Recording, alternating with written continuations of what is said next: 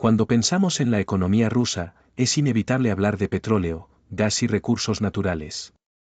Pero, ¿y si te dijera que no siempre fue así? Hubo un tiempo en que Rusia ni siquiera soñaba con ser un gigante energético, y era la Unión Europea quien exportaba a Rusia, no al revés. ¿Qué cambió desde entonces? ¿Y por qué, a pesar de sus enormes riquezas naturales, Rusia sigue enfrentándose a enormes desafíos económicos? Hoy exploraremos el pasado, presente y futuro de la economía rusa, y analizaremos si está atrapada en la maldición de los recursos naturales. Desde los años 90, Rusia comenzó a explotar sus vastos yacimientos de petróleo y gas a gran escala. Hoy, estos recursos representan el 60% de sus exportaciones y generan 1 de cada 4 rublos en su economía. Sin embargo, la riqueza no se ha traducido en una mejora significativa para la mayoría de los rusos. Esto nos lleva a preguntarnos, ¿es posible que Rusia esté sufriendo la maldición de los recursos naturales? Este término describe cómo una abundancia de recursos puede convertirse en una trampa económica. La maldición de los recursos naturales tiene varias caras.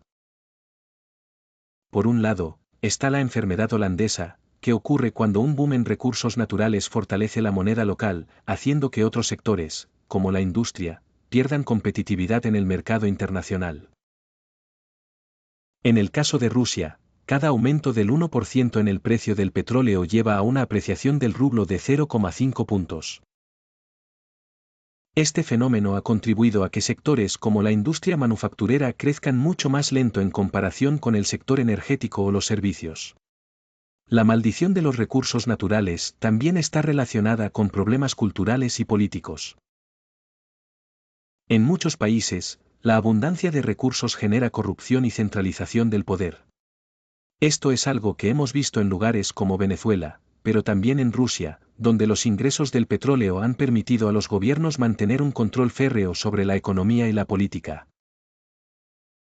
Si miramos al pasado, podemos encontrar paralelismos con el Imperio Español, que, a pesar de recibir enormes cantidades de plata de América, terminó siendo menos próspero que otros países europeos debido a su centralización y falta de instituciones democráticas sólidas.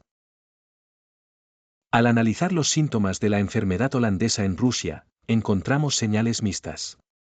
Por un lado, el tipo de cambio del rublo y el crecimiento desigual entre sectores reflejan algunos aspectos de esta enfermedad.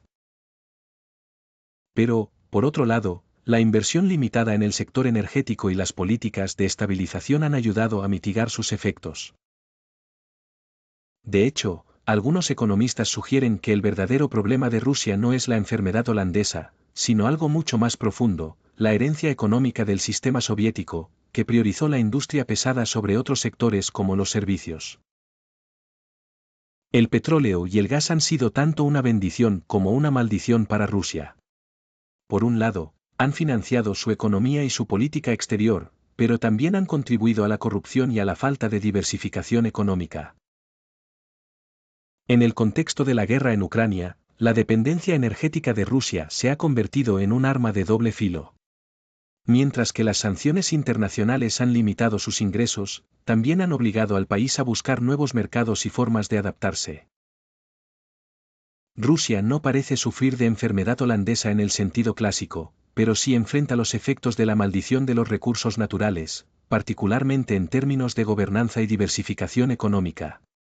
Su futuro dependerá de su capacidad para superar estas limitaciones.